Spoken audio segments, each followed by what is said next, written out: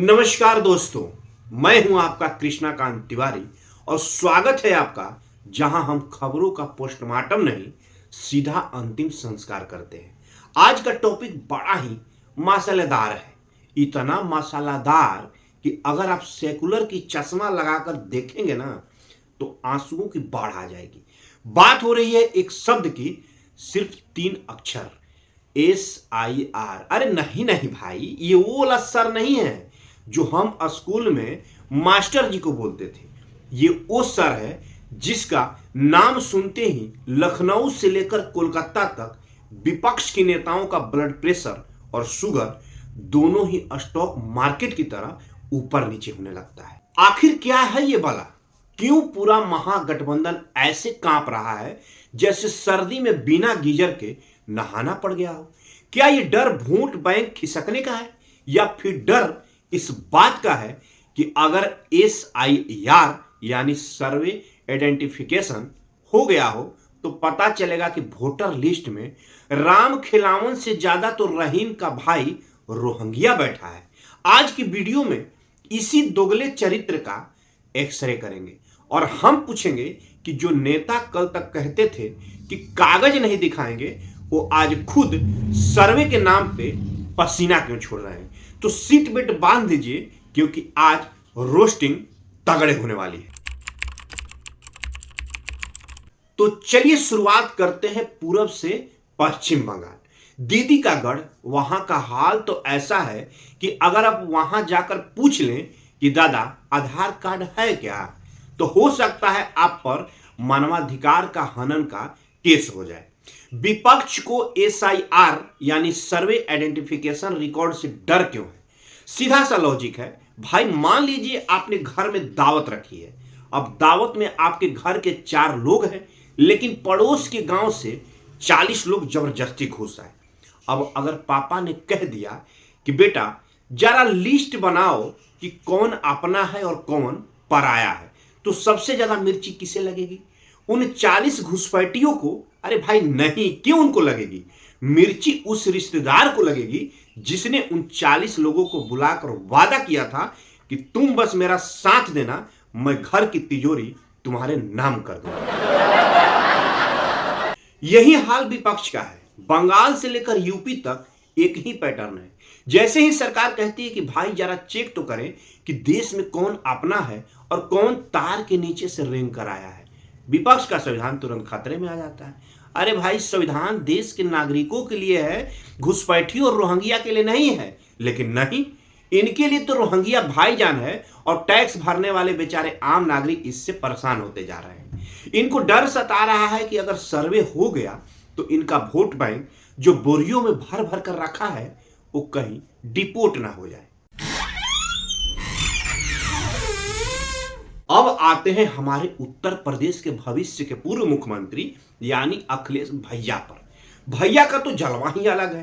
पहले कहते थे हम तो कागज नहीं दिखाएंगे जी, हम तो सर्वे नहीं होने देंगे, ये सब साजिश है। और अब खबर आ रही है कि भैया अपने पार्टी का SIR खुदे करवा रहे हैं। मतलब दूसरों पर पत्थर, खुद पर शीशा।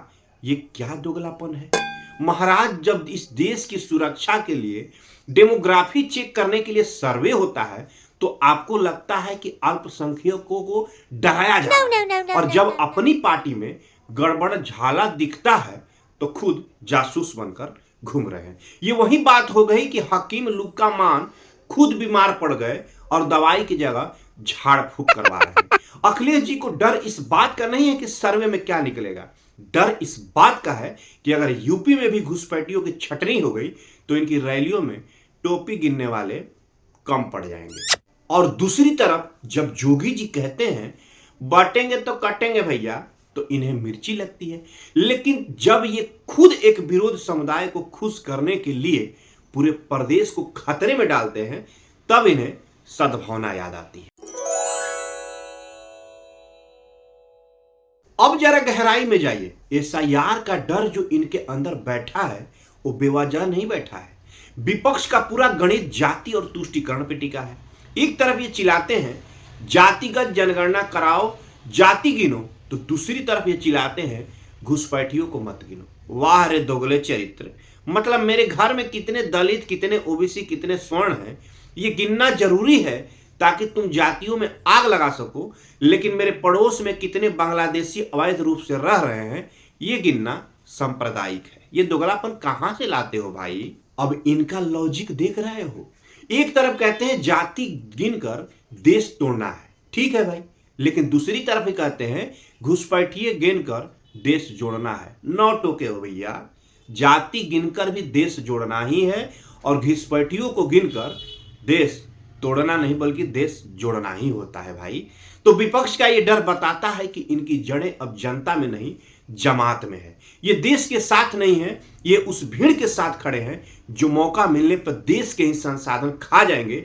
अगर अखिलेश यादव या ममता दीदी को पसीना आ रहा है तो वो गर्मी की वजह से नहीं बल्कि वो इस डर से है कि अगर जनता को सच पता चल गया कि हमारे हक का राशन, हमारे हक की नौकरी कौन खा रहा है, तो 2027 क्या 2047 तक भी इनका खाता नहीं खुलेगा। और इनकी दलीलें तो सुनिए।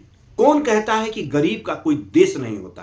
अरे भाई, तो गरीब क्या आसमान से टपका है? अगर गरीब का देश नहीं होता तो उसे वीजा लेकर अमेरिका क्यों नहीं भेज देते हो? यहां तो डॉलर भी मिलेगा। लेकिन नहीं, उन्हें भारत ही आना है और भारत में ही वहीं बसना है जहां साइकिल या तृणमूल का झंडा हो। कभी सुना है कि रोहिंग्या गुजरात में जाकर बस गए हैं? नहीं, क्योंकि उन्हें पता है कि वहां मोटा भाई बैठे हैं। आधार कार्ड बाद में मांगेंगे, पहले तो खैर छोड़िए, हम ज्यादा कुछ कहेंगे तो विवाद ही हो जाएगा। विपक्ष का हाल उस बच्चे जैसा है जिसने होमवर्क नहीं किया और अब टीचर के सामने रोकर दिखा रहा है कि सर पेट में दर्द है। लेकिन जनता अब समझ चुकी है कि पेट दर्द नहीं, ये भूत दर्द है। तो दोस्तों, मुद्दे की बात साफ है। एसआईआर से, सर्वे से, तुम्हें एनआईए से, सेनाईए से या पहचान पत्र से वही डरता है जो चोर होता है। जिसके कागज पक्के हैं, जिसकी नीयत साफ है, उसे किसी के बाप से डरने की जरूरत नहीं है। ये जो विपक्ष का हाहाकार है, ये दरअसल उनकी डूबती हुई नैया की चीख है। उन्हें पता है कि अगर देश से अवैध वोट बैंक की सफाई हो गई तो इनकी राजनीति की दुकान पे हमेशा के लिए ताला लग जाएगा। ये लड़ाई अब बीजेपी बनाम विपक्ष की नहीं है, ये लड़ाई है देश बनाम देशद्रोही सोच की। तय आपको करना है, क्या आपका वो नेता चाहिए जो आपके बच्चे के भविष्य की चिंता करे, या वो नेता जो पड़ोसियों के बच्चों को पालने के लिए आपका भविष्य दांव पे लगा दे? कमेंट में लिखकर जरूर बताना कि क्या ये देश में एसआईआर होने चाहिए या नहीं होना चाहिए, क्या घुसपैठियों की पहचान होने चाहिए या नहीं होने चाहिए। और हाँ, इन दोगले नेताओं के लिए एक शब्द कमेंट में जरूर लिखना। और इस सनातन की गूंज को जन जन तक पहुंचाने के लिए हमारा सहयोग करें। आपकी दी गई एक छोटी सी राशि सनातन धर्म के प्रचार में बड़ा योगदान करेगी। राम काज किन्हे बिना मोह कहां विश्राम। तो जय हिंद, जय भारत, और आप सब सभी सनातनी प्रसन्न रहें, विश्व का कल्याण हो।